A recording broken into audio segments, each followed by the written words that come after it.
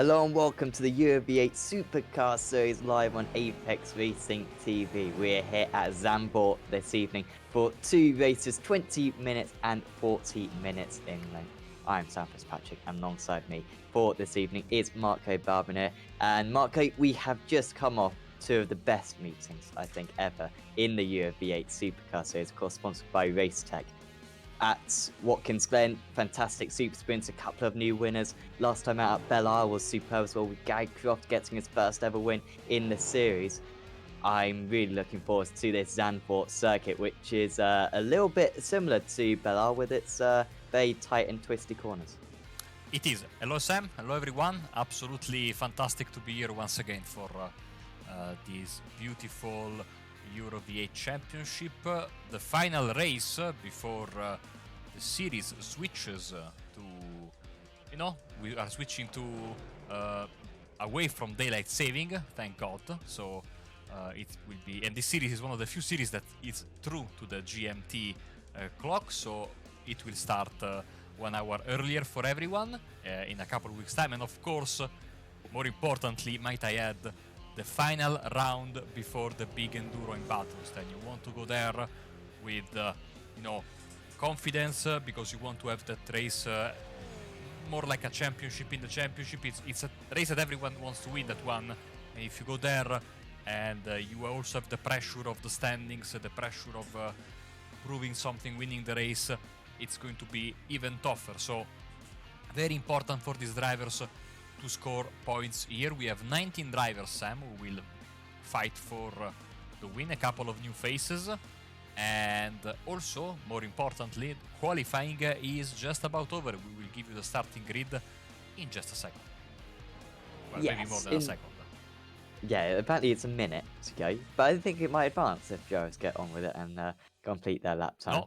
No, remember, they can't. We had this problem at the Nordschleife with Simmer's Ward. Once the checkered flag is waved, the admins cannot advance. So we are stuck. At least it's so not we've got, at least we yeah. haven't got 8 minutes like we had at Nordschleife. We've got 35 seconds to go instead. In the championship, Johnny Brandon leading the way.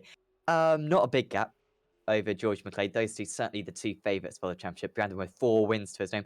McClay only with the 1. Of course, he only got 1 last season as well. But he is mega consistent and has been raking in those points in recent rounds.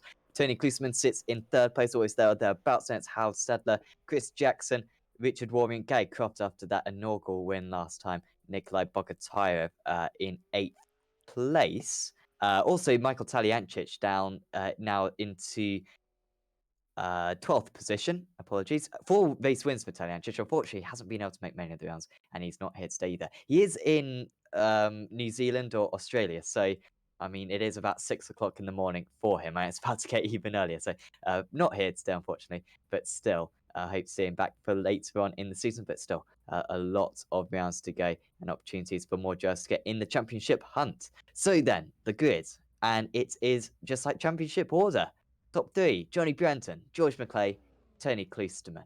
Going to be difficult to overtake around this track, so this a very important qualifying session for these drivers. Chris Jackson starts in 4th place alongside his teammate. That's Howard Stadler, Gary Croft, Richard Warmium, Victor Tanaka. Then it's Miroslav Nastelchik, who made his debut at Watkins Glen, very quick driver. Then it's Nikolai Bogotayev rounding out the top 10. Behind that is Ronald Mead, Yaroslav Sebula, Anthony Woodward, Andrew Hoffman, Peter Bingham, Clyde Whiting, Michael Frost, and then Bill Switzer and Vernon Wiley did not set qualifying times, but we should still see them on the grid. So just got a couple of the NQR drivers to get onto the grid, and then we'll get underway. Of course, no pit stop in this first race. Might be a pit stop in the second race. And of course, that second race will also have a reverse grid. And with the smallest reverse grid being about 16 drivers, can pretty much rely anyone who finishes on the lead lap in this race will be eligible for that reverse grid and could stand a fantastic chance at winning this race too. But first up, race 1. 20 minutes, all-out sprint at Zandvoort. It's Johnny Brandon, the championship leader, on pole position. McClay in 2nd place. The revs are rising, and the green flag is out. Away we go for 20 minutes of racing. McClay with a decent start. I don't think he's going to quite be able to challenge Brandon going into turn 1. Klusman with a good run round the outside, might be able to go all the way round. A big slide for him on corner entry, and McClay just about holds him at bay. Jackson can't take advantage of any of that, but now a big crash for Tanaka. Surely no, it's Croft into the wall. I think a couple of NQR drivers making contact. Croft seemingly getting back on his way, not terminal damage for him, but it's an awful start. Michael Frost also getting caught up in that. Yeah, terrible crash, and really sometimes it happens on this track. There is really nowhere to go, especially in these very chaotic first moments of the race. The track really gives you an inviting chance into the Tarzan corner there, but as wide as that corner is, and with banking, then the track narrows straight away, and it's tough to find space for everyone, especially in these big cars. I wonder what went into the F1 heads, the F1 director's mind when they picked this track for the next season for the championship, because certainly we risk. I think we have 3 races in a row, which are this one, Monte Carlo and Barcelona are going to be back to back to back. So good luck with that. Yeah, safe to say, 3 of the normally not so entertaining races. I think it'll be fascinating to see the drivers go around here. Difficult to overtake will open up a few more strategies for drivers, and tyre wear could be quite significant as well. And of course, there's going to be a decent amount of fans, as there are in sim as well, all on the sand dunes, of course, lining this circuit. Big gravel traps around this place. As drivers going into turn 1 on this lap too. Anthony Woodward trying to go for a move down the inside of his rival. That is Nastar Chaik on his outside, and really good exit speed for him. Wood was going to be on the inside for the next corner, but inevitably going to be on the outside for the following one. Barely enough room for these 2 drivers to go side by side, but they're just about managing it very impressively at the moment as they go through these next few bends. Difficult in these V8 supercars, not completely flat all the way, and Nastar Chaik pulls ahead. Very nicely done from him, but needs to make sure he doesn't dip a wheel onto the grass. I originally said that Victor Tanaka had got involved in a crash, but he actually gained 2 places on that, so he's the big gainer out to the top 10. Also, Bogotyb and Moons going up a couple of places each. Here is Tanaka down the inside of Stadler. Really opens up to these corners, widest part of the circuit. Tanaka with a massive slide, and now he's going to be under pressure for more. We're going to have to go defensive into this next right-hander, almost right on his tail. And you look to the inside, no defense put up by Victor, but he's confident enough on the brakes to repel that attack for now. Yeah, that was a moment for Tanaka, just as he jumped on board with him. And after the broadcast last night of the IndyCar Open Series, jumping on board with drivers always gave us surprising results. So hopefully we don't continue with the jinx, as Tanaka sliding through Ari Leyendijk Bocht there, as Brandon once again fastest lap of the race, 38.3, 6/10 of a second faster. George McClay has his mirrors full with the beautiful NQR Holden of Tony Klusterman. Yeah, Klusterman unfortunately not quite lining up his qualifying time. Hasn't quite been as convincing in qualifying this season as he has been in previous seasons. He usually gets pole, or last season was getting pretty much half the pole positions. I'm not sure if he's actually got one so far this season, but I would say his race pace has improved a little bit, and that's what he's showing right now. Unfortunately, around such a tight, twisty circuit as this is, it is difficult to make that pace pay when you don't have track position. Just going back to Peter Bingham in 13th place. He's right on the tail of Andrew Hoffman. He's in the Ford today as Hoffman, and we might not see his livery up. He actually messaged me earlier on saying that it wasn't deliberate. It was his son accidentally or signed him up for the race and picked the wrong car. So disappointing for him, although that Ford is... it's not bad, is it, Marco? It's at least 3 seconds a lap faster than the Holden. 5 seconds a lot faster. I'm seeing a livery, seconds, a costume livery that was included in the paint pack, so I think he got in time. He's got Fetty's Garage as his sponsor, so I think it's the right one, and the white banner for the club Championship. Speaking of that, Woodward is first in the Club Championship, in the race for the Club Championship right now. Hoffman second, Clyde Whiting is in third as we switch forward to see Victor Tanaka and Harald Stadler once again going at it after the mistake from Tanaka a bit earlier. He is coming back at his rival as they go through the corners here, and it is beautiful hairpin, which I have no idea how it is going to pass FIA inspection. They need a bigger runoff there by FIA standards, I am sure. They'll have to work out something. One of the many question marks that I have on this race coming to the F1 calendar. Don't get me wrong, I love this racetrack, but certainly not for F1. I think once they get the turbulent air out of the way and overtaking becomes easier, it will become more of a practical race. But I think next year, don't get out your popcorn, keep it away for another race, because it's not going to be fantastic. Because these cars, no turbulent air whatsoever for these guys whatsoever. It's still not easy to follow though. A lot of kind of concertina effect, because these cars are such a handful through the corners. You get lots of the driver ahead always gets on power that much earlier than you, and the slipstream effect is negligible in this car. And so it is not easy one bit, but I think that kind of makes it even more entertaining for us, because we can have race-long battles, and we can see battles like we saw last time out at Belle where Gary Croft managed to repel the attacks from a couple of the other drivers for pretty much the final half an hour of the race, as Anthony Woodward with some slide, not much runoff there, but he's just been able to recover it, and he might not even lose any places.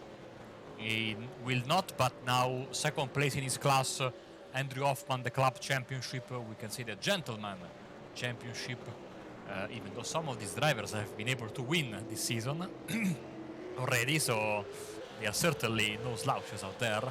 But Hoffman with a good save, Woodward with a good save. Let's see if we can get a replay of that. I imagine he's just run a little bit too wide through this first part of the corner. They are changing this a bit. Well, a lot of bumps. It is incredibly bumpy out there. Sure, an F1 car would probably flip if it's dealt with that type of terrain. But I think they're changing that so it's even more banked, so that whole section will be flat out.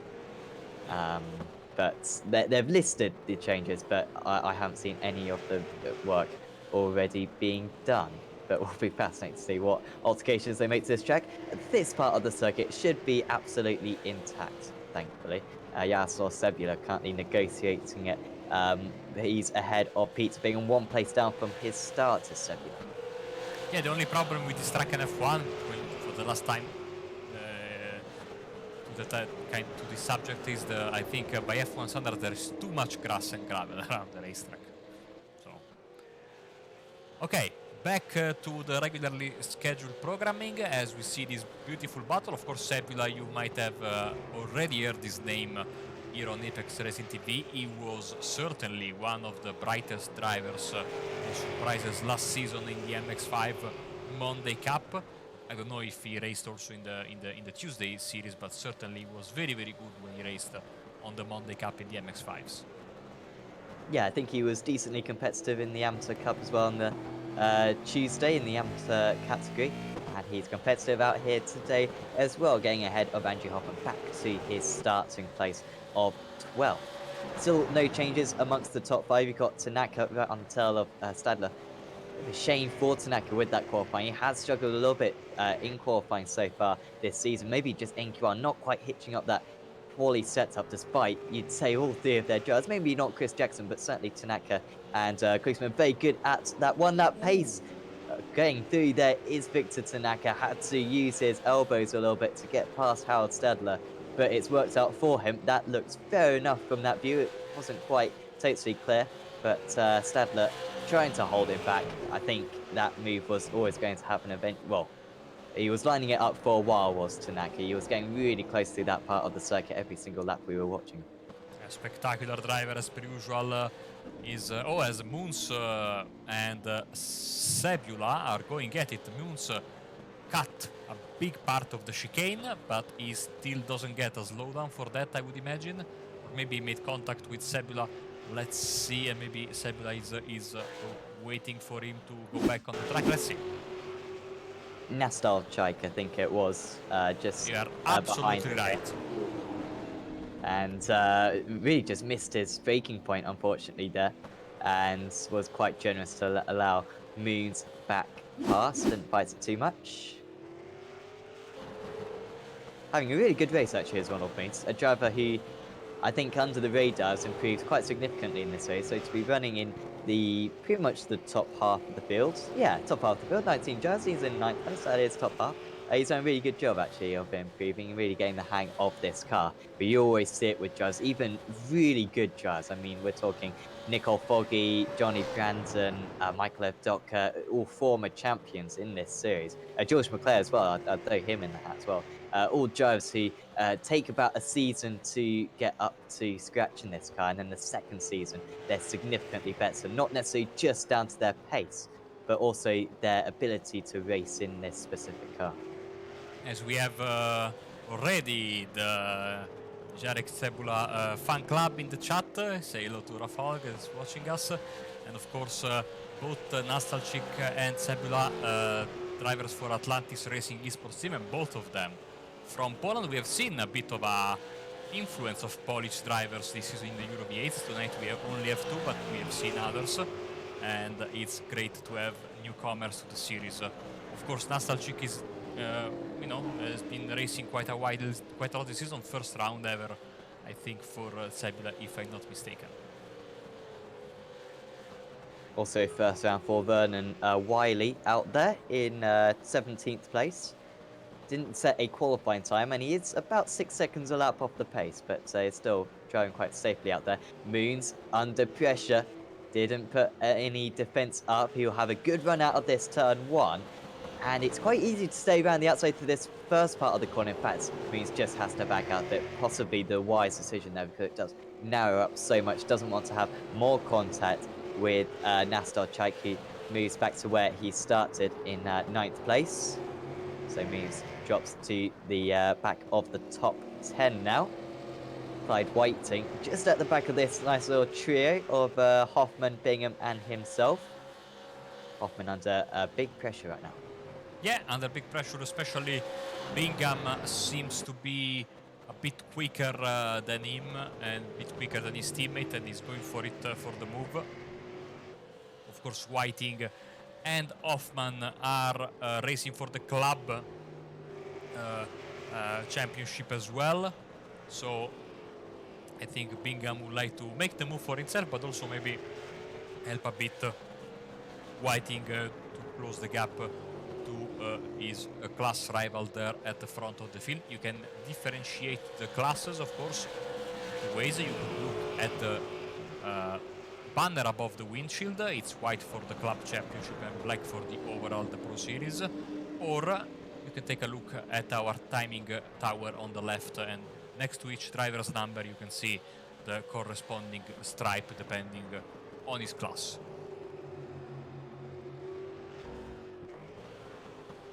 Still out in the lead, Johnny Brandon dominating 1.7 seconds ahead of George McClay. Cebula going side by side with Woodward currently, who had that spin earlier on, and Cebula sliding his way down the inside into Tarzan corner. Seeing quite a few moves into there so far. The driver's not putting up much defense seemingly. Probably quite a wise idea, and also if you finish a little bit further down in the order, the higher up you're going to start in race 2. So it's not of great concern to those drivers necessarily where they finish in race 1, as long as they finish on the lead lap. That's absolutely imperative. So it's Brandon, McClay, Kloosterman, and Jackson. Jackson was putting on some pressure on Kloosterman, was getting within about a second of his teammate, but now just dropping to about 1.25 seconds behind. Victor Tanaka's the one who's catching up to them, 4/10 faster on that last lap than the Canadian, running in 3rd place. And that's Howard Sattler rounding out the top 6. Crucially, no drivers are outside of the lead lap as Switzer goes for a ride in the grass. The last driver on, the last driver running around is Michael Frost. You can see him here, and he is starting his 8th lap, his 9th lap. Sorry, and Brandon is starting his 10th lap right now. So he needs to hold on for 5 more minutes just for us to give himself a chance at the reverse pole. We'll see. We have had quite a contrast compared to last season with the new double reverse grid wheel. And so we might see some changes. Switzer is having issues again at the chicane for Vulcan Racing. And back onto the proper racing surface. Let's switch to this battle very quickly here. Jackson and Tanaka. Tanaka has been coming and coming and coming after a disappointing qualifying session, I should say, Sam.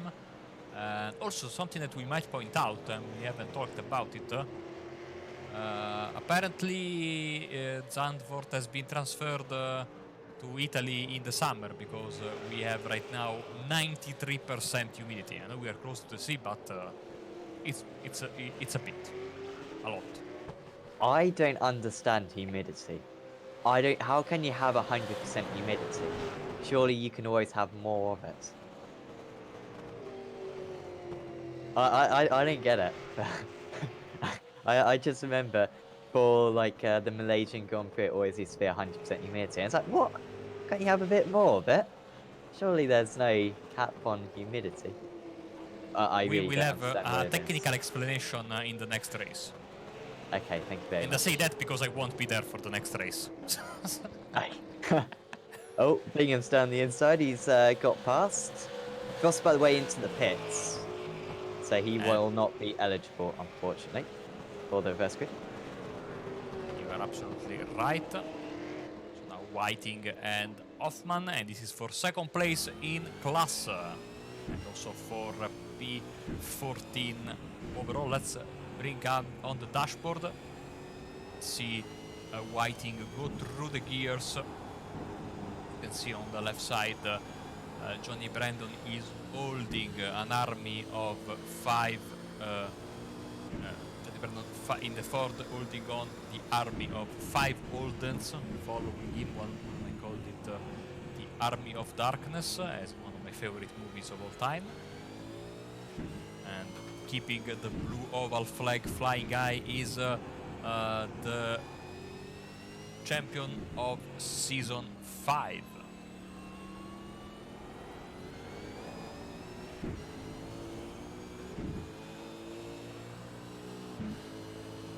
Fantastic elevation change around this part of the state. You can see the dunes on either side. Also on the left, see how steep that gravel chap is. Almost, I mean, similar banking to an oval, for example.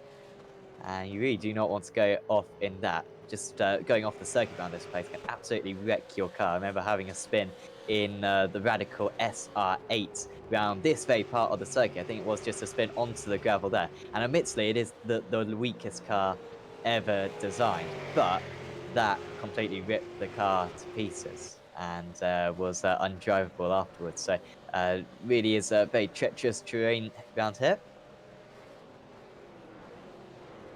I don't know how it did pass amongst the radical, designers and the board to have a car that was actually made out of glass, but they did it, and everything is made of glass in that car. I mean, literally side-on-side wheel contact, and 90% of the time you will break a wishbone or something. It will be completely gone. Yeah, it's very, very, very fragile. It's a far cry from the Legend or the TCR, which can take quite, and these cars as well, can take quite a hit as Jackson opens the door and Tanaka makes the pass. So Tanaka, biggest gainer of the race, 4 positions now, and up into 4th place, getting past his teammate as we are heading into either the final lap or the final corner of this lap. Let's see, Johnny Brandon with a 2.2 seconds lead. I think there will be time, Sam, for one more. For Johnny Brandon, utterly important to bring home this victory because McLeay is hunting him down in 2nd place, and you always want to take away points from your opponent. It's just a little bit of points that you gain if your championship rival who is in second, your championship finishes second, but still you take away points and you take away one round, from the countdown. So super important for him as the white flag is in the air. Yeah, certainly will be 70 points, the gap between the top two in the championship, which is probably about 5% of their points, so very possible.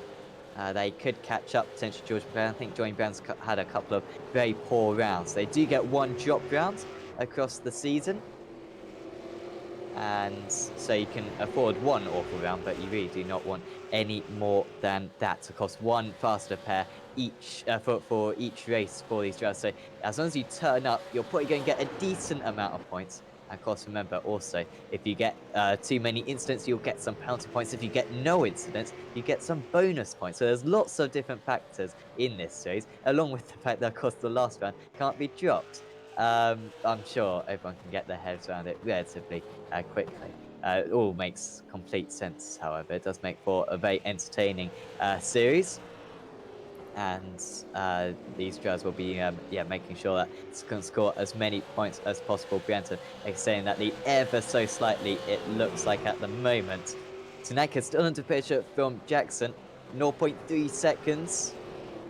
Surely these two will not come together.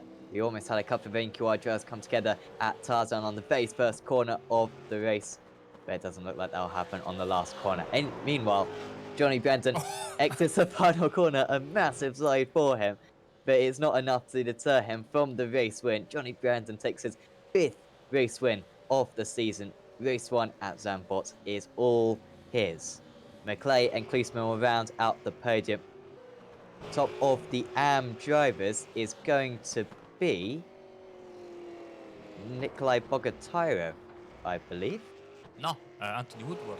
Anthony Woodward, apologies, I thought Bogotyro was a club driver. So it'll be Anthony Woodward then who will take the club win, and that will significantly help him with the issues for Gary Croft down the order.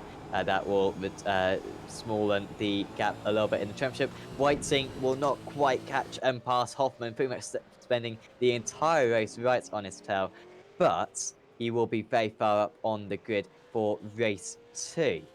Switzer and Croft are the only drivers yet to cross the line. This is what happened to Croft then on the first corner. So this is Richard Warringham on his outside, and Croft just doesn't really leave enough room there.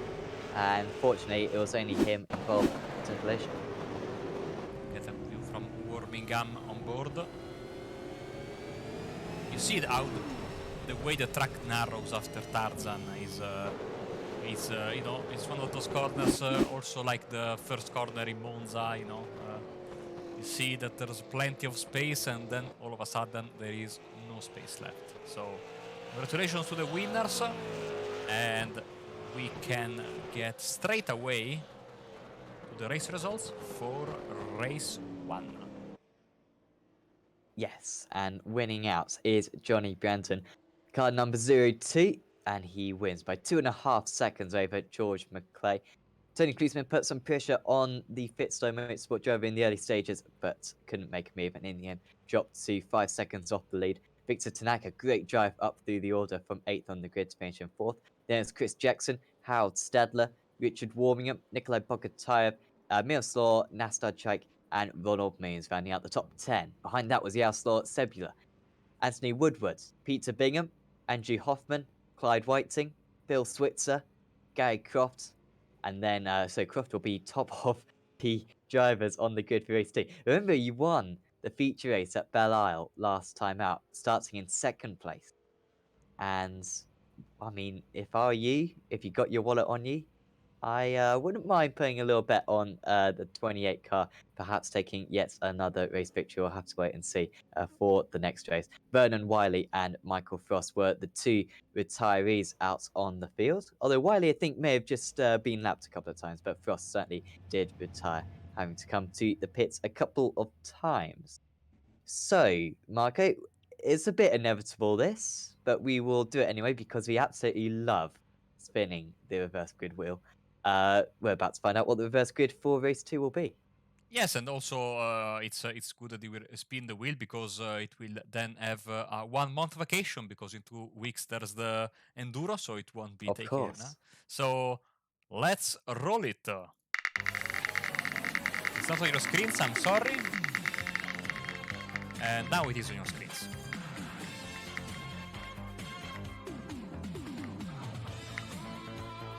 Haha!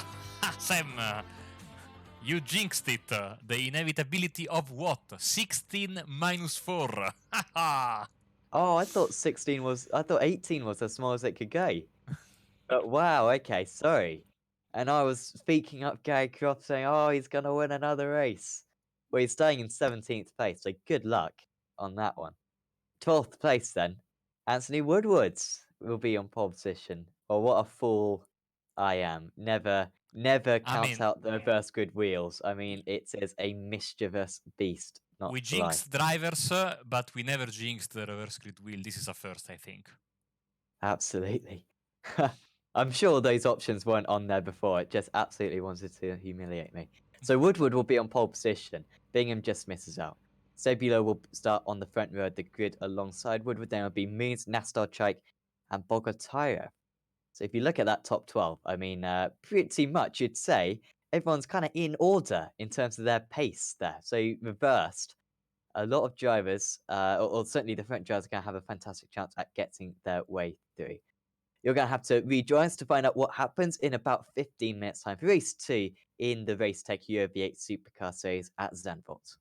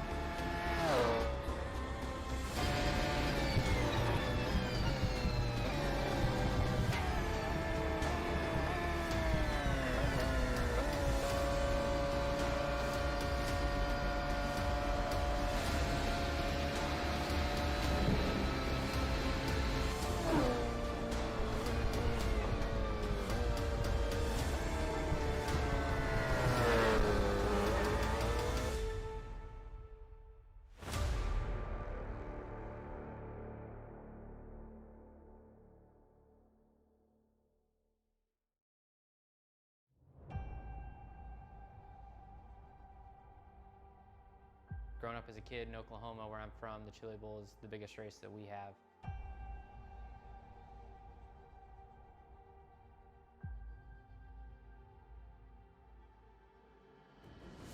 The Chili Bowl has kind of been my favorite race of the year.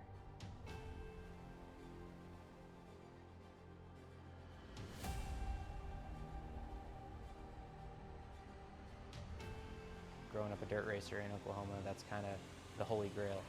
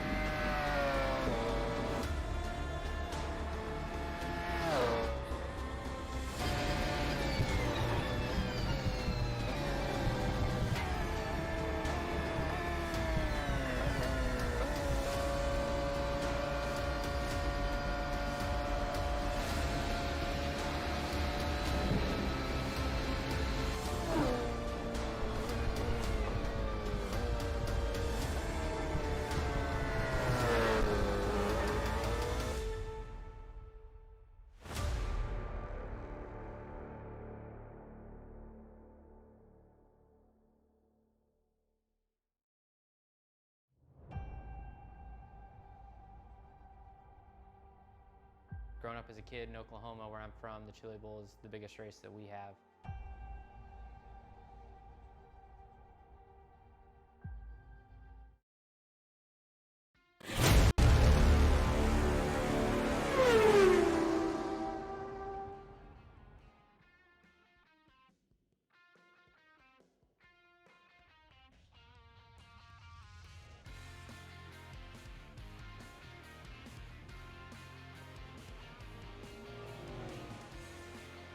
Welcome back to the Racetech UV8 Supercar Series live on Apex Racing TV.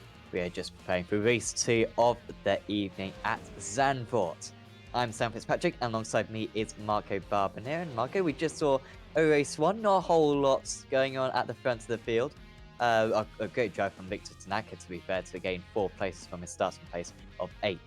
But a smaller reverse grid today, 12 cars, one of the smallest we can get. And that will make it quite possible for these front runners to get up to the front of the field, potentially by the midway point of the race. Absolutely, I think it's going to be interesting to see how they will deal with traffic. Will they deal with the fact that it's not easy to pass? And at first corner, we already seen it has a tendency for some squeezing, and because inevitably there is not a lot of space down there. Practice is just about over, so we are ready to give you the starting grid for race 2. Yes, the grid just about to form, and there we are. On pole position is Anthony Woodward, one out of the club drivers in race 1, a terrific opportunity to make yet more points up in race 2. S07 starts alongside him on the front row. Then it's Rolov Mears and Miroslav Nastarchak. Then it's Nikolai Bogotayev, Richard Warringham, Hal Stedler, Chris Jackson. Then probably first of the big names. I mean, all those drivers ahead of them are very good, but Victor Tanaka with a decent chance starting in 9th. Then it's Tony Klusman, George McClay, and race 1 winner Johnny Brandon. Behind that is Peter Binger, Andrew Hoffman, Clyde Whiting, Bill Switzer, Guy Croft, Vernon Wiley, Michael Frost, and Steve Lavelli. Michael Frost, the only driver yet to get onto the grid. And pretty much apart from that, we are all prepared. We've got about 5 more seconds to go, so hopefully Frost will be able to take the start. He has just reconnected to the session, so he might not quite get there on time, but he does. Just pops up at the back there. So then, Anthony Woodward, from pole position, how long can he hang on to it? Sebula in 2nd place. What can Brandon do from 12th? We are away for race 2 at Zandvoort. Terrific start for one of the XVR drivers on the inside. It's a really poor start, I think, for Sebula front row of the grid, straight away in the depths of the midfield. Good start for Ronald Mears, gaining 1 place. But yeah, Sebula already down into 5th place after that front row start. Terrific start for Klusman. He's already ahead of Warmium. Brandon up 4 places already. We've got a spinner on the inside, and we've got a couple of drivers off the circuit, but they rejoined safely, seemingly. Brandon's is up 5 places already. An incredible start for him. And already him and Klusman are right behind the driver who starts in 2nd place. That is Sebula. You can see just behind Stadler and McClay just dropping down the order slightly, losing touch with their main rivals, as Hoffman, who was the driver who spun off on the entry to turn 2, falling way off the pack. You know, Sam, the experience in this car is so important. Sebula completely bogged down on the start as Bingham is hitting the wall there on the inside, parking his car in the wrong direction. And now Sebula, of course, trying to make some positions. Did he just pass Klusterman? No, he didn't. Just defending. Tony, of course, trying to get the move on. Impossible to pass on the outside here at the chicane. Good defending from the Polish driver. His bad start is the happiest guy on the grid. Ironically, was his teammate, because Naltashik was able to jump several cars, including his teammate, and slot into 3rd. But an even better start, I would say, for Ronald Moons, who came in on the outside line and stormed into 2nd place. So after 1 lap, it's Woodward, Moons, Nassalchik, Bogatayev, and Sebula. Bit of a slide for the race leader, and there's going to be contact between the top two, and the third place driver gets involved as well. Where's Klusman in all this? He might be able to take the lead. Here he goes into turn 2. Tony Klusman goes from 5th all the way up into the lead in just a couple of corners. Nastal Chike in 2nd place. Brandon's trying to go through as well, and we've got 4 drivers off Woodward, Moons, who were leading the race. Also, Frost has got involved, and Bingham as well. Maybe that was a separate incident. I'm not quite sure. Maybe it was an unsafe rejoin. Brandon moves up into 3rd place. He's only lost 1 car between him and Klusman. Unfortunately for the Fitstone Motorsport drivers, haven't quite been able to profit from that too much. McLeod putting his car down the inside of Sebula, now just in front of him. You can see quite a few of these drivers got a few dents in their armour so far. And Sebula down the inside of Bogota. That's really deep, but it's a really good move. I think that's fair enough. McLeod will try to get past as well, deep on the brakes into the right-hander, and gets past. But it's getting really feisty out there now, Mark. Thank you, Alexander, for subscribing to Apex Racing TV on YouTube. Hopefully you are enjoying this fantastic show that the Euro V8 drivers are bringing us. I cannot cut to the replay because this is still very, very tight. But what an incredible turn of events with Woodward and Moons. 1 lap you are the leader, 1st and 2nd. Now they are last and 2nd to last. Let's dare and cut away to get a replay and see what happened here, because that was there were basically 2 separate crashes, which are difficult to pinpoint, if I'm honest with you, when they happened. Here we go, finally. Yeah, so Woodward, you heard the tyre squeal when we were watching these guys just spinning. Moons not quite being able to react in time. I think that was Nastorchik also just getting a little bit involved. And then there's a second incident with Frost. Oh, there you go, Frost on the inside, and he almost just has to... Is he just waiting for his rival to overtake him again? Yeah. Yeah, there you go, very generous. So in the end there was no involvement for Bingham, who was just a bit behind because of the spin he had earlier that lap. But yeah, absolutely. Thank you, Christian, for subscribing as well. And hopefully you too are enjoying this show of the Euro V8s. Here, the feature race on the inside. Tanaka on Bogatairev gets the move done and trying now to complete the pass. Yes, he does. Sebula trying to come back after not the best of starts, and he is. It's very easy to lose your composure after you see basically half the field swarming past you at the race start. But no, now it's a good recovery drive from him, and he's holding a very good top 5. As behind them we see Wormingham, and he's trying to get the best of Stedler, but in front of them Johnny Brandon is trying to close in on Nastalchik. Look at Tanaka and Sebula, 2 very spectacular drivers. I think Tanaka finally found his match, because we saw Sebula go for some crazy moves earlier, but now Tanaka with a good move on the outside into Tarzan gets the job done up into P5. Yeah, it was a disappointing start for Tanaka. Failed to go with his teammates and also Johnny Branton initially, but he is making those positions up as we speak. Branton finding it a little bit difficult to get past Nastalchik currently. Doing a really good job as the post driver. Was only 1/10 slower on that last lap than Tony Klusman. And Klusman set the fast lap of the race on that last lap. So it's a bit of a shame actually that he, through no fault of his own, lost the position to Klusman at least, because he was basically just taking evasive action when the top 2 drivers crashed into one another.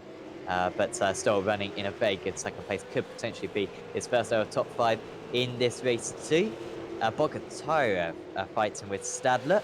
He's another driver who's just struggled to make his way up, although still doing a decent job in 7th place. Stadler apparently in the S's in that left-right section past Bogatairev, as that was Jackson or Croft going a bit wide, as Brandon once again trying to line up a move, but he's not very close. These drivers shouldn't need to come into the pits. It's a very high tire degradation circuit, this. So it might be best just to pit at the midway stage, get some fresh boots on and be really quick towards the end of the event. However, if you can't use those fresh tyres because you're having to overtake drivers, it might not be worth it. Bill Switzer with an off, and I did say earlier on, when you go off at that part of the circuit, can cause some damage to your car if you go off at high speed. These V8 supercars should be strong enough to repel that anyway. You can just see dipping a wheel onto the grass and being quite fortunate not to make any contact with the wall, and kept it pretty much going forwards all the way. Brandon not getting any closer, half a second behind, although I thought I saw a little bit of lift and coast going into turn 1, Marco. Yes, you are absolutely right in pointing out so basically the preferred strategy would be save the fuel, save the tires, and basically go from lights to flag. Or the bit more aggressive strategy you were talking about, our secret informer told us that you could push relatively hard, go in midway through, fresh tires, the extra splash of fuel just to be safe, and then go on from there.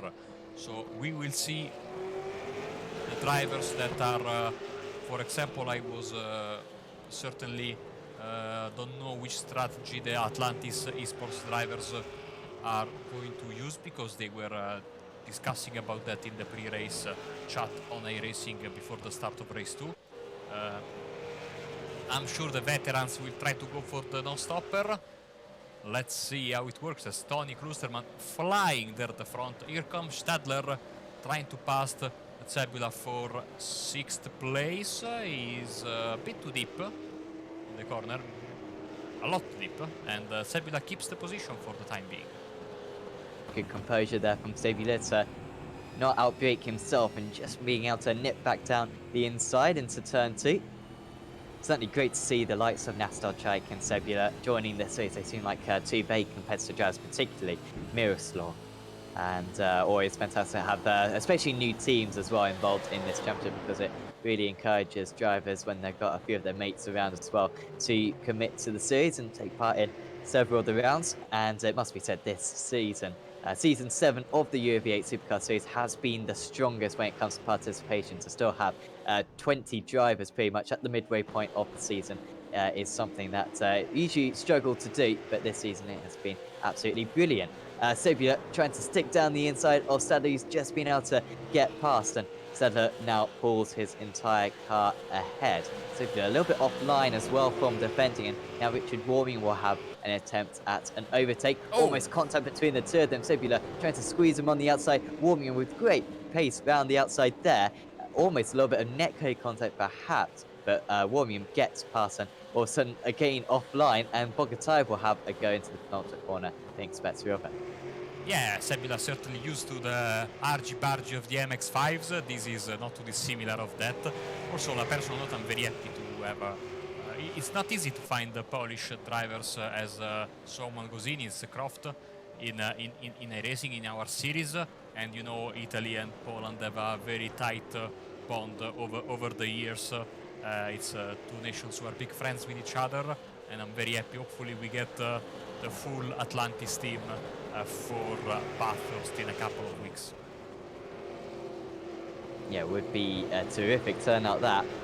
Croft then into the pits, 10-second pit stop for him. So I guess he took tyres, although I thought tyres took a little bit longer than that, gotta say. But we'll also take a little bit of fuel, so he's going to be very quick. Marco, of course, always on edge on the cameras, and getting us the info that we need. Yeah, he took tyres. Front tyres, maybe? Oh no, that just seems quick, but I don't know what I'm talking about, to be honest, because I've never raced this car before. But I thought it was something more like 14 seconds. But out he goes, 10 seconds, and like I said, he's going to be probably faster than the leaders now, is Gary Croft. He's trying to, I think, just do the undercut on everyone. Anyone else who comes into the pits, he should get ahead of in terms of track position. He doesn't feel confident enough to get to the end without taking fuel. We usually see the NQR drivers a bit more conservative Meanwhile, Michael Taliancic, always at Phillip Island, for example, was the only driver out of the entire field he didn't come into the pits, and it worked like a dream. He won by 16 seconds that day. Wasn't necessarily a whole lot faster than everyone else, but he was the only one who made that strategy work, and he absolutely cruised to the race. When we also saw Interlagos in another feature race this season, the one stop not working whatsoever. There, just it was marginal, but it was certainly faster to not pit, and also at Belle it was faster to not pit. And around this circuit, so tight and twisty, not high field consumption, you would fully expect these drivers to not pit again. But maybe Guy Croft knows something that we don't.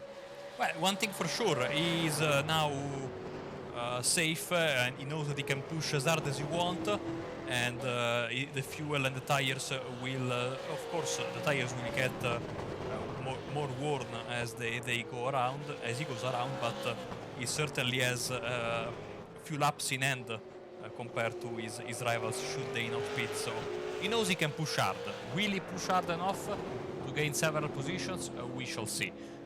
Because, you know, after a while you have a diminishing return, of course, because your tires, when they are brand new, it's one thing, but they are not always brand new. They get worse and worse the more you go in the run. So let's see how it works. I would also imagine, and this is a completely random thought, that when the new cars are coming, they will get the new tire model straight away, and that will change a lot of things, of course. Yes. And hopefully the new damage model. Damage model, yeah. Well. I didn't want to say that, but... Man, the broadcast last night of the IndyCar, if we had a new damage model, it would have been even better on a fantastic race, which I invite you all to watch. The Entity IndyCar series from Las Vegas last night was absolutely crazy. A race where there was not a single dull moment in all the 133 laps we had. And there were... Oh, into the wall is Nastar Jake. Oh, that's a massive hit for him. He's going to have to come into the pits. He has a faster pair available. That car actually steering decently, but I think it's probably worth him pitting anyway, just making sure that he gets those fenders fixed. And it's such a shame because he was actually repelling Brandon pretty well. He's just dipped a wheel onto the grass and tried to save it. That's the lack of runoff you have there. Around most parts of the circuit, he would have got away with that, but we'll keep an eye out on what he decides to do. Still in 4th place. He's not a far way off the podium places still, but that is a real disappointment. And once again, just that inexperience, perhaps, Marco, just kicking in ever so slightly. Yeah, you need a quick thinking now. What do you do? If I was him, he's very quick. So, in my opinion, if I was him, I would go in, fast repair, splash of fuel, 4 fresh tires, and then you push like crazy for the rest of the race. He should still come out ahead of Guy Croft if he does decide to pit. Croft not setting the world alight with his lap times, but it might come back to him later on when he doesn't have to fuel save. Maybe these guys are sprinting right now, and maybe thinking that they'll fuel save later on. Nastar Chag coming into the pits. Then tricky pit entry here. Apex Racing UK, as they were known. No, that's worst of all, where Peter Bayman was... I mean, it's tough to say he was on course for race victory, but I think he would have stood a very good chance. He would have been the odds-on favourite. But just missed his spot ever so slightly. He got a 10-second stop-go penalty and ruined his chance. And that was possibly the closest Apex Racing UK ever got to winning a race in that series. I don't think they ever did, somehow, despite probably about 5 or 6 races where they were extremely close to achieving it. Just off the top of my mind, Imola and Monza as well. Bring back that championship. It was great to watch. The first ever victory in a World Championship for Apex came with Jared Filsel earlier in June in the Porsche Super Cup. So that was the first win in a World Championship for Apex. But it could have been 1 year earlier, basically to the date. I think it was June or July with in the F1 series. Sorry, in the World Championship series. Apologies. Shouldn't say that. It they're should going to be get a coming back fine. as well, the single-seater series, whether it'll be in the 3.5 or the MP4-30, will be the big question. Bingham trying, well, he's lost his bonnet, at least according to my screen. And he is stuck behind Andrew Hoffman, who was involved in a spinner. Oh, wow, that's a massive slide for Bingham. And wow, that was very fortunate not to end up in the wall. Another Joe just dipped a wheel onto the grass, and he had to have quick reactions to recover that slide. A massive stop for Nastalchik, 22 seconds. Did he get a penalty? Did he get too much fuel in?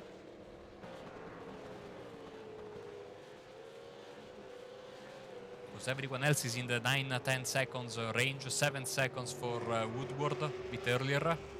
22 seconds is quite a lot. So certainly not what he wanted to do, as now he has to make a comeback. He's got the lap car of Ronald Moons in front of him. Let's keep an eye on his lap times as we move to Chris Jackson, as we say hello to Steve Lavelli, of course, who missed race 1, but happily jumping in for race 2 and doing a decent job right now. In P10, of course, he couldn't, he was forced to start from the back of the pack, and he's already up 10 places from P20 where he started. So having a good run and an extra helping hand for XVR out there. Of course, you know, can I, you know, use this, you know, moment to spare a thought for Nicole Foggy, who fell down the hole, very deep hole called TCR, and I think his friends and family are very concerned because he's not doing anything else right now. No, I hear he's got a tattoo in a place which you wouldn't want to know of the TCR car. He is totally obsessed with it, unfortunately. I mean, I think he's doing pretty much every single league. He's certainly doing BSR TCR, ARL TCR, and yeah, he's racing a lot in it, but hopefully we'll see him back in the series one day. Chris Jackson trying to get past Nikolai Bogotayev. Down the inside goes Jackson, who's been... I mean, I bang on about it, don't I? I say it every weekend, but I think it's only appropriate that Chris Jackson, I always say, is the most unlucky man in this series. Always very quick driver, but has not got enough race victories to his name for what his talent deserves. Always seems to get caught up in, so that usually isn't his fault. But having a decent time of it at the moment is Jackson up in 8th place. We also just saw Croft get to him past Bingham. Croft, of course, with that pit stop. Croft with some decent lap times. Like I said, he's not setting the world alight. He's about 0.8 of a second faster than the drivers he was around. That alone won't be able to get him that pit stop loss back. But like I said earlier on, it could well come to him when the others have to fuel save a little bit more, perhaps. Let's have a comparison on the lap times, which is backwards now on the overlay. Now it's on the right direction. So lap 9 he gained 4/10 on Klusterman, did Croft. Lap 10 was equal. Lap 11 he lost 1.2 seconds Croft, and lap 12, which is coming right now, well, we will know when he crosses the start-finish line, as we move to this battle here between Jackson and Sebula. Down the inside into Tarzan. Oh, big slide for Jackson. And there is contact, and Sebula makes a bit of contact with him as well. They might all get away with that without too disastrously. But that was... Jackson just couldn't quite keep hold of the car entry. Bogotayev trying to take advantage of it now. Sebula nearly getting back one of the places he just lost. Jackson is up into 7th place, but he needs to hope that he didn't get any damage there, because the nose of Sebula went directly into one of his rear wheels, which can cause some significant damage. Yeah, unfortunately nothing he could have done there. Sebula, his car was already in a slide, and at the point you are basically a passenger, so the hit was inevitable. Both cars seem to be holding up well. Bogotayev got a Christmas present. Now Lavelli is trying to get his present as well, because Sebula made a mistake there at the right-hander. And now taking a very wide arc through the corner. side by side between them. The inside is for the Polish driver, on the outside is Steve Lavelli. And for the time being, it's going to be Sebula keeping the position. Brilliant battling amongst these drivers. It really does show how you can go side by side through quite a few of these corners, particularly that mid part of the lap. You can kind of cut back on your opponent, or maybe get the outside for one and the inside for the next. It's a fantastic race circuit. This, don't visit here enough. And to drive, it is a bit like a roller coaster. Even better than Road Atlanta, in my opinion. That's always nicknamed the roller coaster, but this place, similar elevation change, and is that much more intense with corners coming at you for the entire lap. Tony Klusman, his lead getting shrunk significantly on that last lap. 1.2 seconds faster was Brandon. McLean was a further 0.2 faster. Just wonder if Klusman's really protecting those tyres or massively fuel saving. He does tend to struggle to save the fuel, does Klusman. I just wonder if he's having to take a big hit at this present moment just so that he can get to the end, and maybe knowing that Brandon will catch him eventually, so may as well save the fuel now. And so when Brandon catches up to him, he'll have something to defend. Yeah, very interesting the situation right now, Sam. You are absolutely right. And let's see how it evolves, because certainly the lead was 3 seconds just a few laps ago. Now it's down to 0.6, so you can see right now. And as per usual, who's got it right? Because we'll learn very, very soon what is the situation of the race and who had the better idea as for concerning the strategy and all of that. Is into the pits. Yes. That's straight. I really thought, yeah, I know. Well, clearly I was wrong previously, but he was just struggling for pace then. I mean, you would think if he knew he was going to come into the pits, he'd just be absolutely sprinting. 10-second pit stop for him. Sebula also coming into the pit, so it leaves Brandon out in the lead, McLean in second place, and Tanaka in third. If they're gonna pit, probably on this lap, you'd think.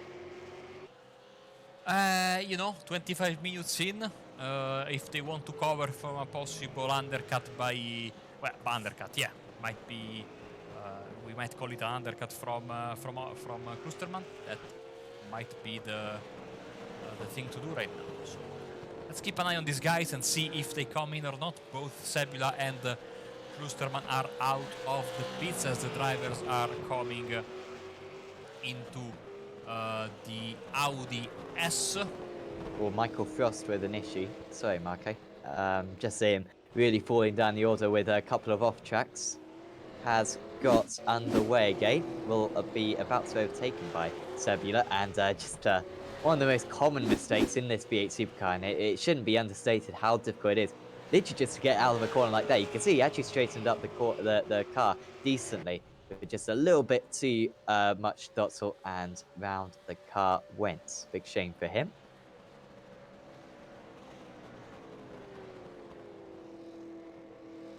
Is of course together with Zolder, one of the best track for corner names.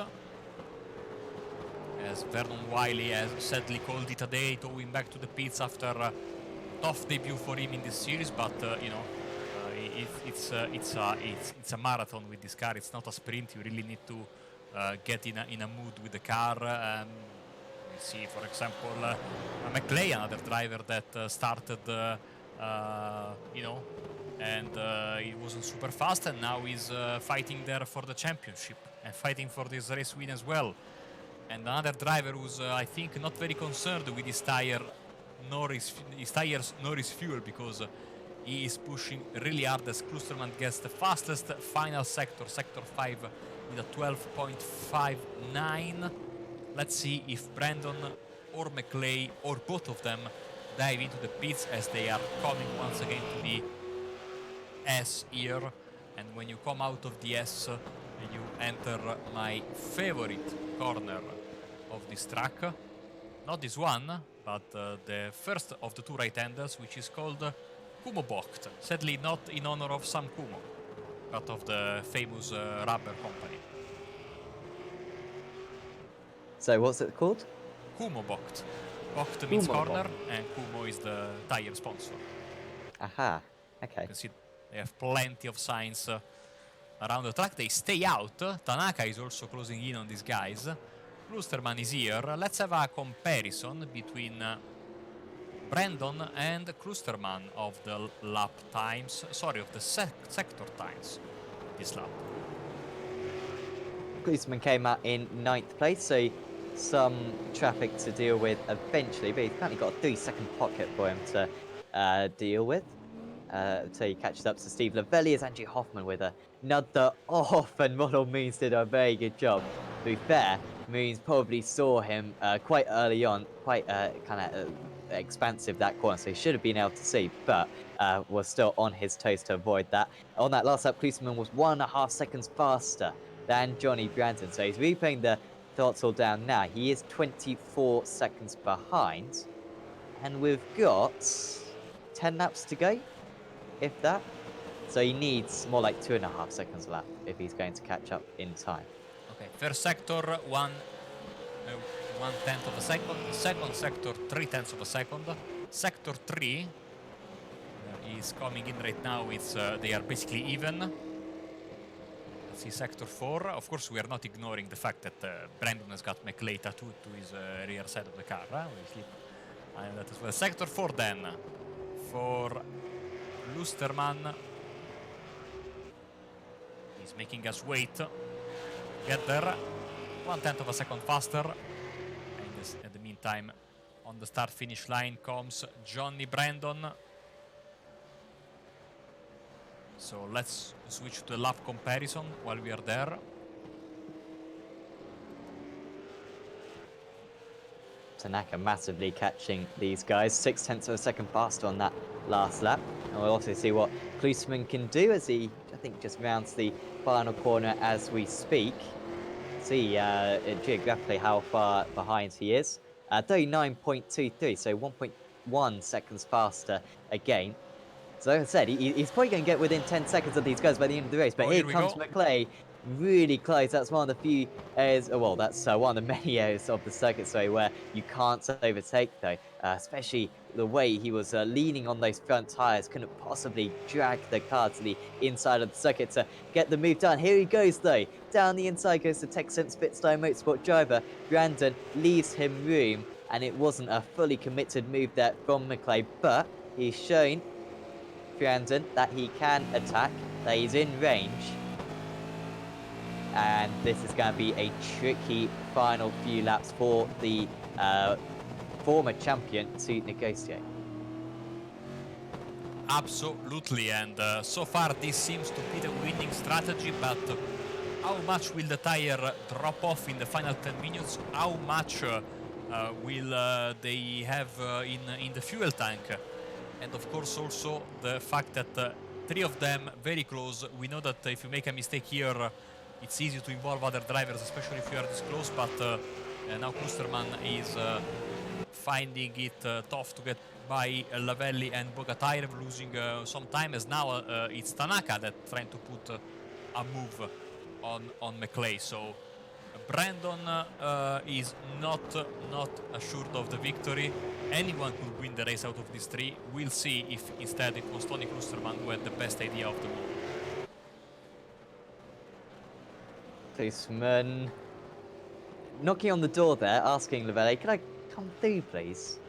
And Lavelli very welcoming, opening the door for him, and Klinsmann gets past.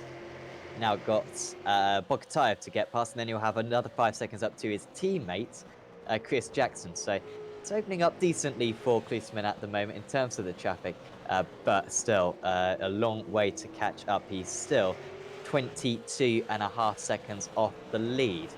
Tanaka then, he looks like he's the fastest out of these 3 drivers. I admit, so we don't quite know what McLeay's pace is, as he has been bottled up behind Brandon for a while. But 0.7 of a second faster was Tanaka then the race leader on that last tour.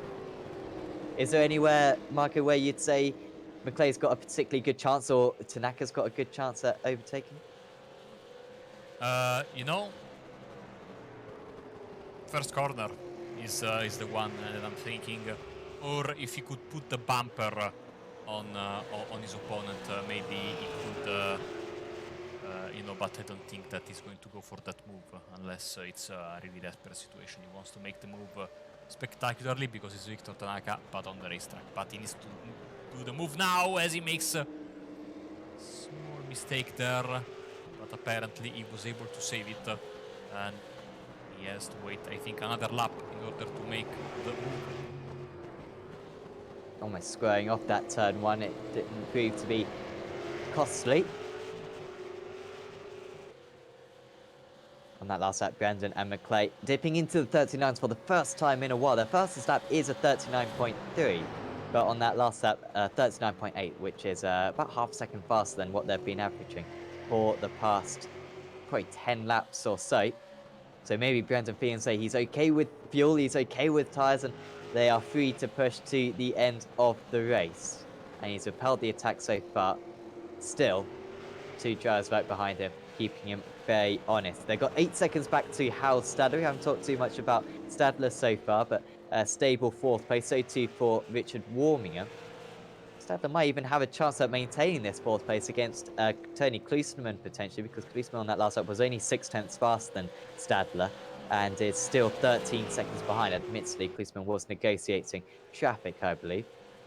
But will be an interesting chase for the 1-2-1 driver in these closing stages. Sam, in the last 3 laps, the gap went down only by a second, even though, like you said, admittedly, Klusterman had to make some passes. Let's see right now as Tanaka dangerously flirting with disaster there. So let's see this time by the gap. I tell you what, the gap is not coming down, because I think that Klusterman will be able to gain a couple of tenths in this lap, maybe just a bit more, but the gap is still going to be over 22 seconds, which is with 7 minutes left, not good enough. So Klusterman, either he knows something that no one else knows, or but you know, his teammate in NQR is not beating, so it could happen. He took a gamble, and because maybe he saw in the first half of the race that he wasn't going to make it on fuel. So who knows? You know, he always comes for interview with us after the broadcast. So I want to hear more out of him. As here we go with a move. Croft past Whiting and Nastalchik, other driver on the comeback trail, trying to get past Whiting as well. I think Nastalchik either got too much fuel or at the stop, or he got a penalty coming in. It's very difficult to get these cars stopped when you enter the pits. Yeah, probably the latter, I imagine, because 15 seconds would mean they had a 7-second pit stop, which would be realistic. But also, he is a relatively new driver. Brandon's going to get held up. That's a massive slowdown for Johnny Brandon. Here comes McClay, although he gets an awful run as well. And Tanaka's going to be romping up to these drivers. He hasn't taken full advantage. He was too far behind, was Tanaka. And was that his chance of getting maybe even the race win? Gone. McClay will go to the outside into Tarzan corner, running all the way round. Will have a good exit, but gets too greedy on the power, and now he's going to be under pressure from Tanaka. Tanaka tries to go down the inside into turn 2.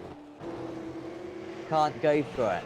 Just not the space, and into 3 as well. Almost having a chance. It even been a bit of bumper-to-bumper contact there as well.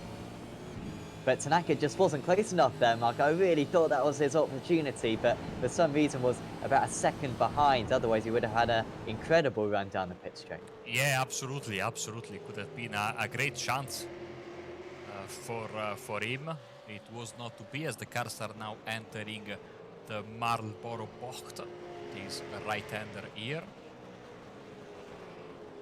After that, they have the Renault Bocht and the Vodafone Bocht. 3 sponsored corners, as Tanaka now trying to get another move which doesn't work on the long straight until the Audi S, as we are about to finish another lap here with the clock running down. It's 4 minutes 3.5 if my maths are right, which often they are not. but take my word for it, as the situation remains the same. Do they have any other lap traffic in front? Let's see from the track map. No, clean air in front of them for miles. The next car is Anthony Woodward, and as you can see, he is here. So he is far away from these guys. It's a three-way battle for the win, even though now Sam, I think, Brandon, after a moment of difficulty a few laps ago where McLean came really close, I think he's now sure that he can make it on fuel, and he's back to pushing hard. Yeah, his lap times have improved again in the 39, despite those tyres really aging. No doubt, at least at this point, unless the tyres are going to explode, they can do that if you reach 0% tread, Yep. but they'll get near that as Lavelli and Bogatire. Brilliant move here from Steve Lavelli round the outside through Tarzan. Good run on the exit. Bogatire will try to defend, but Lavelli again on the outside. Really good driving between these two, and Lavelli moves up into 8th place. He's the highest gainer. It's a shame that he didn't take part in race 1 because he's been fantastic in race 2. 12 places gained from him since the start, and this would be one of his best results ever in the series if he can hang on to the end. Tanaka, track extending a little bit, picking up a 1x. You don't want to do that, might not get the bonus points anymore, which are so important for these drivers. Just for reference, win is 300 points. Second place is 290, so not a big difference. But if you get 0 instants, you get 10 bonus points. And so you can pretty much negate that difference. That's how important it is to keep it in the white lines. And I, so far, would say that Brandon and McClay have done that. We haven't seen any offs by them so far. And of course, if you haven't had enough of your racing fix tonight, we can have, you can have more of that on this beautiful Saturday night in just 15 minutes time, because here on Apex Racing TV we will switch to the coverage of the official Formula 3.5 championship, so don't miss that. I don't know where the track is, but I know it's going to be a fantastic race. And as you know, this is one of the many official series that we broadcast here on Apex Racing TV, the 10:45 GMT, sorry, now 8:45 GMT IMSA race on Tuesday mornings. We also show the Friday night IndyCar at 20 GMT, and of course the Formula 3.5 on Saturdays at 20 GMT as well.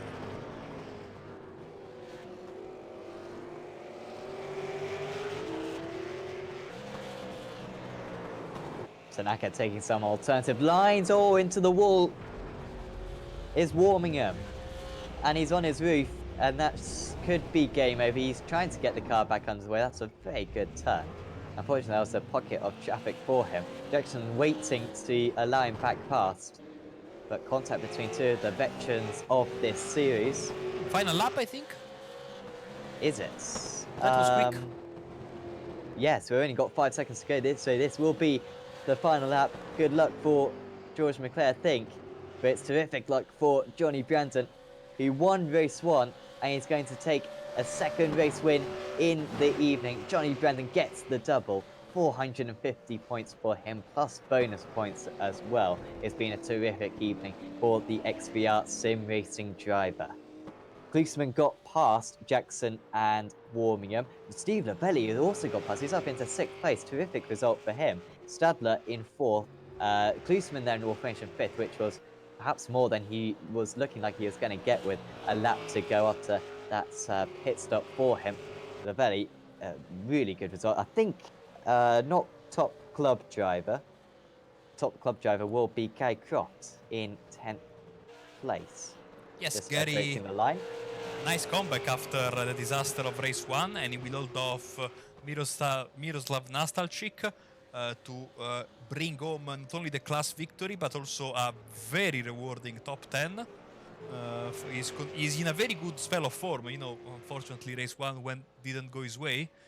Second in class in the club championship is Clyde Whiting, and then to find the third driver behind Bingham and Sebula will be the flipped car, sorry, of Ant Woodward. as he's coming home. Let's get a replay of that. Yeah, it was Warmingham and Jackson, of Warmingham, course, sorry. just making contact. Sorry, yeah, of course it was. Man. It's not a good week, is it, Marco? No, it's been a great week. I mean, last night I was spotless, apart from Oh, good. Okay. forgetting to put the audio for the first few laps of the race. In Chris Jackson's defense, you can see how he kind of got caught out a bit there. Warmingham slowing midway through the corner, just getting a bit slowed up by the car ahead. Warmingham tried to let him back past, but I think that was sorry, Jackson tried to let him back past, but Warren with too much damage. So then we should be able to go through the final results. And it's Johnny Brandon who wins out, less than 1 second ahead of George McClay. Victor Tanaka, was he the fastest driver out there? We'll probably never know. 1.1 seconds off the lead. Hal Stedler, really good 4th place, just more points accumulated by him. Tony Klusman with that pit stop really didn't work out. Made up a few seconds, but still 23 seconds off. And you really wonder, lifting and coasting would have surely been a better strategy. Hopefully we'll have a chat with him very soon. Steve Lavelli, only half a minute off the lead after starting in last place. That's a terrific effort for him, by far his best race ever in this series. Chris Jackson in 7th place after a late crash. Nikolai Bogatire finishes in 8th, with Richard Warmingham and Gary Croft rounding out the top 10. Miroslav Nastalchak, what could have been for him? 4th place would have certainly been very possible, maybe even a podium, because he was keeping Johnny Brandon behind for a while. Could he have even won? Maybe that's a little bit too far, but still, 11th place after a mistake from him. Clyde Whiting finished in 12th, then was Peter Bingham, Yassor Sebula, Anthony Woodward. 1 lap down was Bill Switzer, Michael Frost, and Ronald Means. And then the retirees were Andrew Hoffman and Vernon Wiley. 20 drivers took the start, 18 finishing. And hopefully we'll have a chat with some of them right now. So first up, we've got to have a chat with our 13. double race winner, Johnny Brandon. Congratulations, Johnny, out there. First up, that race 1. It all looked quite simple for you, and a really good qualifying lap as well to take pole by 0.3 of a second. Yeah, hi guys. Thanks very much. That was a good lap. That one, yeah, just managed to get it all together on that last lap, which was nice. And then race 1, yeah, I got away. I just had good pace there, so I managed to get a good lead in the first couple of laps, and then just basically managed it. So it's very easy to make a mistake around here, though. So hence I chose to manage rather than keep pushing and look after the tyres. And yeah, it went well. Absolutely. In race in race 2, that start proved to be really important. I think I saw you gained 5 places in the first 4 corners and crucially got ahead of George and Victor as well. Just take us through what happened through those first few corners. I think I just got lucky, to be honest. I think Tony. I just followed Tony. I was just trying to be patient, followed Tony, and obviously was bearing in mind trying to save some fuel, take my time, and it just all opened up for us on the inside. And I think by the second corner we were like 3rd and 4th or something ridiculous. I can't remember now, but yeah, everything just opened up. So yeah, nice to get a bit of luck.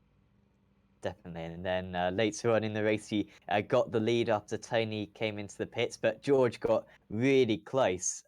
Him and Victor seemed to be catching you quite considerably. Were you just managing everything a lot? Because, I mean, they were absolutely rapid behind you. Yeah, well, I thought it was going to be 26 laps, not 24. So I was saving fuel for another 2 laps. So when I realised, I suddenly put my foot down a bit. But yeah, it's so hard to overtake round here. And I assumed George was saving as well, so I thought he'd be quite happy to sit behind me. And yeah, when Victor started coming, suddenly realised, hold on a minute, I've got way too much fuel here. George started to see Victor coming and wanted to get past me, so I thought, okay, I better start picking the pace up and sort of doing the calculations in my head. Have I got enough? And yeah, I think the end of that lap, I realised I had enough and just went. So yeah. Yeah, and what about the tyres out there? We heard before the race maybe there'd be a bit of an issue out there, but we saw your lap times just get pretty much the same all the way through. Yeah, mine were fine. I weren't pushing it at all. So I was literally rolling and coasting. So I think we said before, I think the races are a little bit too short, these ones.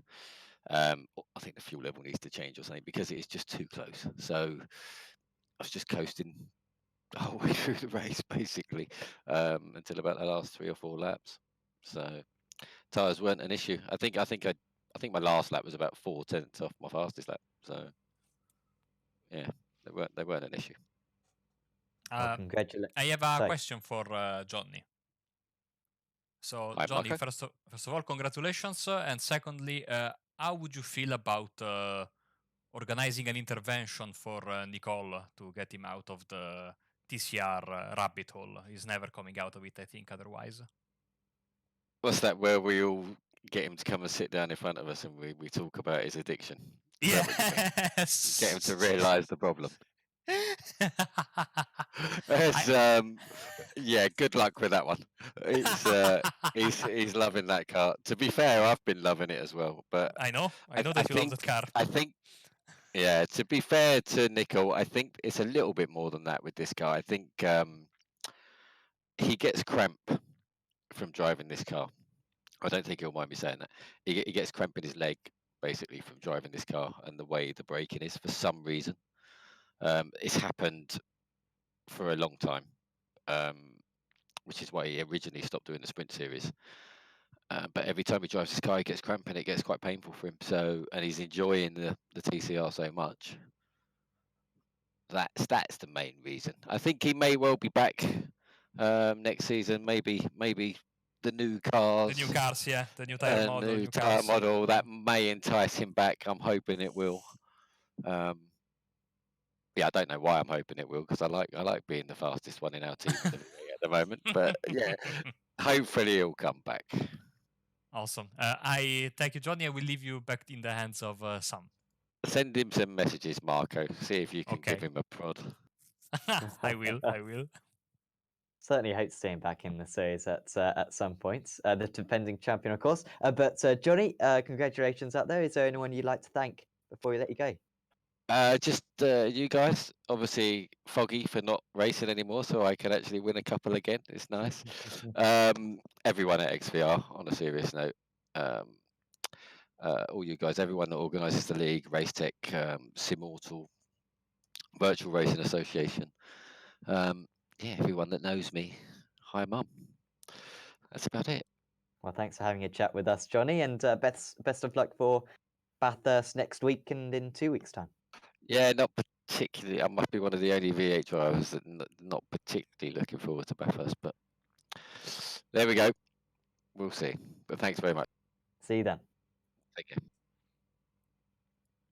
So that was Johnny Brandon for XVR Sim Racing and winner of both Race 1 and Race 2 this evening. Marco, who are you going to have a chat with now?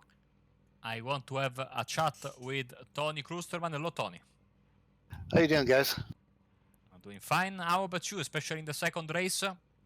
You went for the Yeah. alternate strategy. Was that pre-planned, or did you try something, out of the magician hat, trying to make something crazy work? No, there's nothing crazy there. I always plan to pit, and the plan was to try and get ahead and gap, and then pit and see what happens. I thought it might go 25 laps, and I think we were just on the verge of going 25. I couldn't have made it on fuel at all. And around lap 10, my computer started acting up, and I guess you saw that I was losing some time there. It cleared up, and I pitted on lap 12, but that was far too late, and I was gifted a couple of positions right at the very end there. Yes, we saw. On you had a 3 seconds gap more or less to Johnny, and then it dropped to 1 second in just a couple of laps time. So yeah, and in any case, big thumbs up for trying something different. In the end, P5 in race 2 was not too bad, I guess. But of course, now the focus switches to the big endurance battles in a couple of weeks. Yeah, I'm going to have to get some practice in this week because next weekend I leave on holiday for 5 days. So I'll come back and get 1 day of practice in just before. And all in all, as the season is coming to a close, more or less, because we don't have many rounds left after this. If I am not mistaken, we have Mount Panorama, Road Atlanta, and then the final round at Silverstone. So this month of November that is coming, we'll see the championship end. How has the season been so far for you? I think the season's been pretty good. There's been very good competitive racing, all through the field, which is always good to see. I think we're in good shape for the team championship, or in contention for the team championship, and that was our main focus this year. So we'll concentrate on that. Just get good finishes and stay out of trouble for the next 3 weeks. And with Bathurst, you never know what can happen, right? Absolutely. Well, Tony, thank you for jumping in for the interview. Before we let you go, anyone you'd like to thank? Racetech for sponsoring the league, of course, and Never Quit Racing Simability, all my teammates for all the hard work that they do. Thank you guys for doing the broadcasts, and we'll see you in 2 weeks' time. Awesome. Thank you, Tony, and have a good rest of the day. Take care, guys. And that Sam was Tony Klusterman. One more, last but not least, I think we have another driver waiting for the interview. Yes, we will have a chat with Victor Tanaka, who finished in 3rd place in the feature race and also 4th place, I believe, in the sprint race. Congratulations, Victor. That first race in particular, I mean, to go from 8th to 4th, you're one of the only drivers who were able to overtake around there. Yeah, hello guys. Yeah, this track it's so hard to pass, and race 2 made that pretty clear that even with the guys in front of me having to save fuel, I couldn't do anything with it. But yeah, it was mostly keeping out of trouble and just waiting for people to make mistakes and sneak my way in there. The starts of race 2, it seemed like Johnny and Tony gained a lot of places. You kind of stayed roughly where you were in 9th place. What was the start like for you? So we had our calculations that it would be 25 laps, and actually it was very close to being that. So I knew that to make it without stopping, we had to start saving as early as possible. So starting lap 1, I was already saving. So while everybody was battling in front of me, I just took the opportunity to lift very early and get on the clutch and just save as much as possible. Which is why I wasn't being very aggressive or anything like that. Tony decided to make it without pitting, but yeah, that's why he pretty much pulled away in the beginning. But yeah, as it turned out, it didn't really work for him. And in those closing stages, I mean, fighting behind George, you've already said how difficult it is to overtake. I mean, can you pinpoint what exactly makes this track so difficult to make overtakes? Yeah, absolutely. So basically, about 50 minutes to go, I realized that I had saved enough fuel. And then I also saw that Johnny was pretty slow, so he was having a hard time saving fuel. Then I decided to just go for it and see what I could do. But it's just that with the nature of the track, there's the braking zones are very short. Turn 1, it's the biggest one, but with the line going into it, it's very easy for the car in front, to just start turning very early into the apex and kind of blocking that inside line. And there's no compromise, just because of the way that the corner is shaped. So there's no compromise for defending into turn 1, so there's no over or under there to be done or anything like that. And the rest of the track, like I said, is just very, very short, braking zones where you're on the brakes are very little. So yeah, it's very hard to send it in with somebody that's close to your pace and doing it cleanly. So is why. Yeah, absolutely. But next week, and well, certainly the week after as well for the Racetech series, we're going to Bathurst, an enduro event. Are you a big fan of Bathurst, and have you ever taken part in the iRacing Bathurst 1000? Yeah, I've raced it many times. Bathurst is one of those tracks that it can be very scary after a while, it's just like any other track. If you just if you just have kind of a tunnel vision and forget that there's walls on both sides, and just run the line, it's totally fine. But yeah, I have thousands and thousands of laps on that track, so I pretty much do it with my eyes closed nowadays. It's only when you try to push for the little extra, it's when mistakes happen. But yeah, looking forward to it. It's a much easier track, to get passes done again because the braking zones are much longer. Yeah, you just got to be extra careful through the mountain and hope that the guy in front of you, doesn't mess up, because if he does, you're usually gonna be involved in it too, to the mountain. So We wish you the best of luck for that one, Victor. Before we let you go, is there anyone you'd like to thank? absolutely. First of all, thanks to you guys for the broadcast. It's always amazing, and first thing I'm gonna do is go watch it, go watch it back. And also, thank you to Never Quit Racing. Thanks for Clyde for the amazing work that he does, with the series and getting the sponsors and with the formats and all that stuff. Yeah, Well, thanks for having a chat with us, Victor, and we look forward to seeing you at Bathurst in 2 weeks' time. absolutely. I'll be there. See you guys. So that was Victor Tanaka, driver for Never Quit Racing, finishing in 4th and 3rd positions today. Marco, another terrific round. It's just brilliant how competitive this field is at the moment. I mean, we've got how many race winners out there? I mean, probably 10 drivers who have won races in this series now, all racing amongst each other. Any one of them could win. And round such a difficult to overtake circuit like this, it really brought in a lot of interesting strategic elements and race-long battles out there that we witnessed. Absolutely. And speaking of Australia, speaking of V8s, like I said, the F3.5 Championship race is just about to start.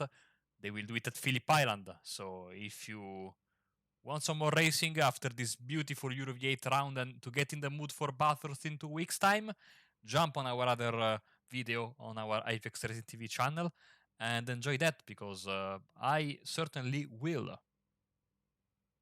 Yes, definitely. We thank you for tuning in for this broadcast. Hopefully, if you've enjoyed it, please leave a thumbs up and also give a subscribe as well to Apex Racing TV. And if you wouldn't mind, also subscribe to the iRacing Esports Network, because we broadcast on Monday, Tuesday, Wednesday, and Thursday nights on that.